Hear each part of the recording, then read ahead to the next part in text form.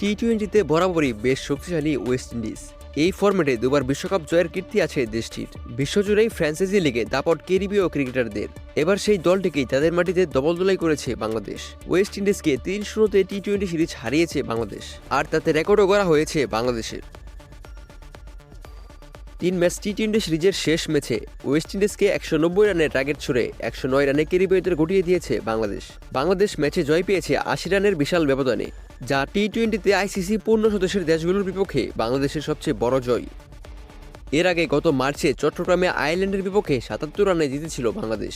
Test খেলুড়ে কোনো দেশের বিপক্ষে সেটাই ছিল সবচেয়ে বড় জয়। এবার সেই রেকর্ডটিকেও ছাড়িয়ে গেছে বাংলাদেশ। তাছাড়া ক্যারিবীয়দের বিপক্ষেও এটা সবচেয়ে বড় জয় বাংলাদেশের। এর আগে মিরপুরে 2018 সালে ওয়েস্ট ইন্ডিজকে বাংলাদেশ হারিয়েছিল 36 রানে। সেটাই এতদিন ছিল ক্যারিবীয়দের বিপক্ষে সবচেয়ে বড় জয়, যা এবার ছাড়িয়ে গেছে বাংলাদেশ। এছাড়াও আরেকটি রেকর্ড হয়েছে। এবারই প্রথম ওয়েস্ট ইন্ডিজকে টি-20তে হোয়াইট ওয়াশ করতে পেরেছে বাংলাদেশ, তাও আবার তাদের মাটিতে। এর আগে 3 বার ওয়েস্ট ইন্ডিজ সফর করলেও টি-20তে জিততে পারেনি বাংলাদেশ। এবার সেই রেকর্ড ভেঙে ওয়েস্ট ইন্ডিজকে হারিয়ে ইতিহাস লিখেছে বাংলাদেশ।